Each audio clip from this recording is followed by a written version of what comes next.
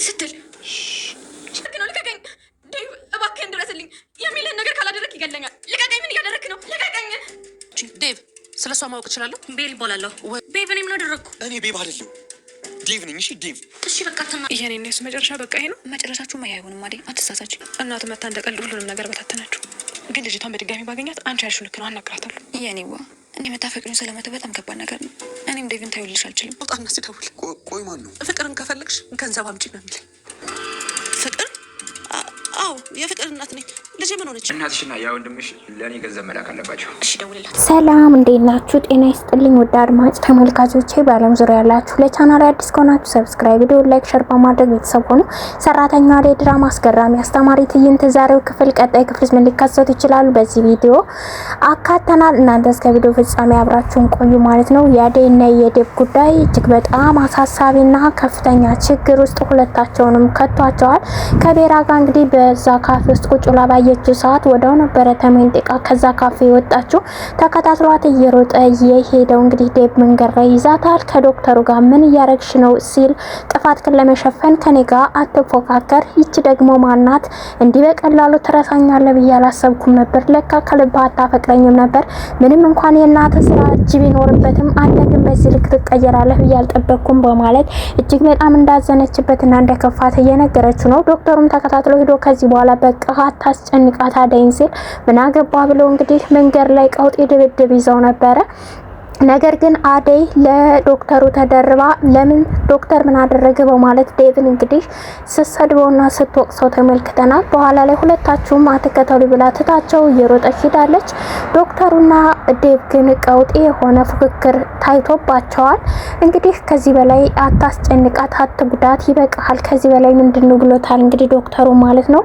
ዴቭ በጣም አዝኗል። ነገር ግን ተከታትሏት ሄዶ ደህና ነሽ አደይ ተረጋጋሽ በማለት በመኪናው ሊሸኛት እንደሆነ ሲያወራትና ሲያማክራት ደህና አይደለሁም እንዴት በቀላሉ እንደዚህ ሸውደኛል በማለት ነገር ግን እናቱን ማስረዳት አይችልም። ዴቭ እናቱ የልብ ህመምተኛ መሆኗን ታውቂያለሽ ሲል እሱንም አውቃለሁ፣ ነገር ግን በዚህ ልክ በሴት ባንዴው ቀይሮኝ ካፌ ላይ ቁጭ ብሎ ስስመው ባይኔ በብሬቱ ነው ያየዋል በማለት እጅግ በጣም ተናደስ ነው እንግዲህ ለማረጋጋት እየሞከረ ነው ዶክተሩ።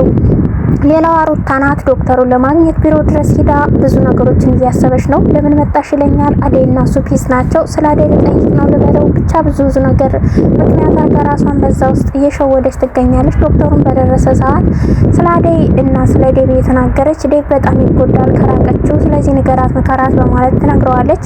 ነገር ግን እንግዲህ ለምን ጉዳይ እንደመጣች እሱም ግራ ስለገባው ግልጽ አድርጋም ነገሩን ስላልነገረችው የዚህ በሽታ ምንድነው ይላል። ጠራህ በማለት በድጋሚ ከወጣሽ በኋላ ስገባ ለዶክተሩ ግራ ገብቶታል የሩታ ነገር። በሌላ በኩል እየተመለከትነው ደፋር ለምን በጥፊ ያላልሻትም እንዴት ስስመው ዝም ብለሻት ትመጫለሽ? በጥንቢራው አደፋል ነበረ የማናት ቀበጥ ስትልም ተናግራለች። ለሊ እንግዲህ ለአደይ ማለት ነው። ሌላው እንግዲህ ጭቀበጧ ቤራ ዴቭን ስትከታተለው ከዚህ በኋላ እንዳላስቀይምሽ ወደ ሆቴልሽ ግቢ፣ ሁሉ የእናቴ ስራ ነው በማለት ትቷታል። ዛሬ ላይ ግን ተመልክሳ እንግዲህ እየጠየቀች ወደ እነ ታለም ወደ እነ ፍቅር ቤት ሄዳለች። ታዲያ ታለምና እንግዲህ ጥበቃዋሹ ሲያስገቧት ግራ ገብቷቸዋል። ሲያዋትም ደንግጠዋል። ዴቭንም ስታገኘው ቤቢ እያለች ስትጠራው ዴቭ እንጂ ቤብ አይደለሁም በማለት ይናገራታል። ነገር ግን አብራው መሆን እንደምትፈልግ እየነገረችው እሷን ሳይትቷት ወጥቷል። ሌላው ደግሞ እንግዲህ ፍቅር ያው እንግዲህ ብር ካልተቀበልኩሽ ከእናቷ አለቅሽም ብሏታል የቤዛ ወንድም። ስለዚህ እናቴን ብር ተቀበላትና እኔን አስወጣኝ ብለዋለች። የጭካኔና የተንኮል ጥግ በእናቷ ላይ ስትቀልድና ስታሾፍ ተመልክተናል። እንደዚህ አይነት ህይወት በጣም ከባድ ነው። ፍቅር ለእናቷ እንግዲህ ስልክ በማስደወል ድምጹን ቀይሮ ገንዘብ ካልተሰጠሽ ፍቅር እንደታገተሽና አደጋ ውስጥ እንዳለች ይነግራታል። እናት እጅግ በጣም ተጨንቃ ልጄን አጣዋት በማለት ስትብረከረክና ስትከፋ ያቺ ደግና ሩህሩህ እናት እንኳን ለልጇ ለሌሎችም እናት የሆነች የፍቅር እናት ስትጨነቅ ስታለቅስም ተከፍታለች። እንዲሁም ላሹ ለጥበቃውም ስታስብ ማን አባቱ ይሆን ያገታት ደግሞ እሱስ ወዴት ሄደብኝ ያለች እሱም በፍለጋ ተንከራቶ ሲመለስ ተመልክተናል። ታዲያ ዛሬ ላይ ታግቶ ብዙ ብር ተጠይቃለች። እናቲቱ ዴቭን እየነገረችው ነበር። ዴቭም ታለምን ካለችበት አመጣታለሁ ችግር የለውም አይዞሽ ብሎ አበረታቷታል። እንግዲህ እየበረታች ባለችበት ይቺ ሴት ደግሞ ቤት ውስጥ መጣ ስትቅበጠበጥባቸው ካለባበሷ እስከ አነጋገሯ ግራ ገብቷቸዋል። ማን የላከች ስትልም ስትጠይቃት እንዴት የላከችኝማ እማዬ አልማዝ ናት። እኔና ዴቭ ልንጋባ ነው ከልጅነቴ ጀምሮ ስመኝ የነበረው ምኞቴ ነው። ስለዚህ እጮኛው ላይ ስትልም እንግዲህ ይሄንን እጮኛው እንደሆነችው ቀድማም ለዶክተሩ ምንሽ ነው ብሎ በጠየቃት ሰዓት ፍቅረኛዬ ነው ብለው ስለነበር አደይን እንዴት በዚህ ልክ ቀየራት በቶሎ በሚል አሁን ላይ ዶክተሩ ታዲያ ይሄን ነገርም ሲናገር ሰምታ ነው ነበረ ማለት ነው። አደይ እጅግ በጣም አዝናበታለች በዴቭ። ዴቭ ደግሞ ሊያስረዳት ቢሞክርም ጊዜ ልትሰጠው አልፈለገችም። ያው እናቱ እንዳስገደደችው እንኳን ቢገባት ለምን ቶሎ ከሷ ጋር ተቀራረበ አወራ እስከ መሳም ደረሰ በሚል ነው እንግዲህ ቁጣን የቀሰቀሰው ለአደይ ማለት ነው። ታዲያ ዛሬ ላይ ፍቅር ስልክ አስደውላ ገንዘብም በዴቭ በኩልም ድጋሚ ስልክ አስደውላ ችግር ውስጥ እንዳለችና ድረሱልኝ ስትልም ቶሎ ነገሩ እንዲፋጠን አድርጋለች ማለት ነው። ሌላው እንግዲህ የቤዛ ወንድም ዛሬ ላይ ኢንስፔክተሩ ከቤዛ ጋር ብዙ ነገር አውሮታው ነበረ። ኢንስፔክተሩ ከቤዛ ጋር ያወራው ገጀራው ሁሉን እንደተባበራትና ነገሩ እንድታረግ እሱ እንደገፋፋትም አስረድታ ገጀራው እንዲያዝ ለማድረግ እየሞከሩ ነው እና ወንድም ዛሬ ላይ ግን የሚኖርበትን ቤት አመላክቶት ኢንስፔክተሩ እንግዲህ ሂዶ ነበር ወደ ገጀራው ቤት። ገጀራው ግን ሩጦ አምልጦታል። ቢሯሯጥም አልደረሰበትም። በመንገድ እንኳን እንዲሁ ባቡሬና ዴቭን ሲያገኛቸው በዚህ ሮጠ ሰው አለ ሲል እንዳይናገሩ ቀድሞ ገጀራው ተናግሮ ስለነበር ለባቡሬ አጋልጦ መስጠትም ስላላፈለገ አይ ብቻ ግን በዚህ ያለፈ ሰው የለም ብለውት ነበረ። ታዲያ ለምንድነው ጥፋቱ የሚሸፍንለት በማለት ዴቭ ጥያቄ ሲያነሳ የገጀራውን ነገር ገጀራው እንግዲህ እስር ቤት በነበርኩበት ሰዓት እየመጣ ሲያስታውሰኝ ያስጠይቀኝ የነበረ ጓደኛዬ ነው ብሎታል ባቡሬ ማለት ነው።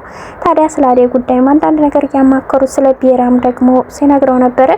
ቤራ እንግዲህ ከባድ ጸባይ ያላትና ወጣ ያለች እንግዲህ ከነሱ ጋር ልትግባባ ያልቻለች ልጅ ትመስላለች። በቤት ሚዳስ ተቅበጠበጥባቸው ነበር። ታለምንም እንዴት መቼ ማለት ምን ማለት ነው አገባዋለሁ ማለት መቼ ተዋውቃችሁ በማለት ስትናገራትም ሰምተናል። ነገር ግን የልጅነት እያለችም እንዲሁ ስትንበላጠጥ ነበረ። የፍቅር እናት እጅግ በጣም በሆነው ነገርና በተፈጠረው ጉዳይ እጅግ በጣም አዝናለሽ ማለት ነው። አደይን እንግዲህ ብቻ ባደይ መቀየሩ ሁሉ ነገር በጣም አሳስቧቸው አሳዝኗቸዋል። የፍቅር ጉዳይ ማሳስቧታል። ዴቭ ታዲያ ለፍቅር ገንዘቡን አስገብቶ እሷ እንድትፈታ ለማድረግ ቀድሞ ገንዘቡን መላክ እንዳለበት ሲነገረው ባቡሬ ግን በፍጹም እሷን ከጇ ካላስገባን ገንዘቡን ቀድማ ከላክ ድጋሚ ያግታት ምን ዋስትና አለ በማለት የመንገድ ላይ እየተመካከሩ ባሉበት ነው እንግዲህ ከባዱ ነገር የደረሰው ማለት ነው። እሱም ደግሞ ምንድነው እንግዲህ ኢንስፔክተሩ ማለት ነው ፖሊሱ ሽጉጥ አውጥቶ እጅ ወደ ላይ ብሏቸዋል ባቡሬንና ዴቭን ማለት ነው።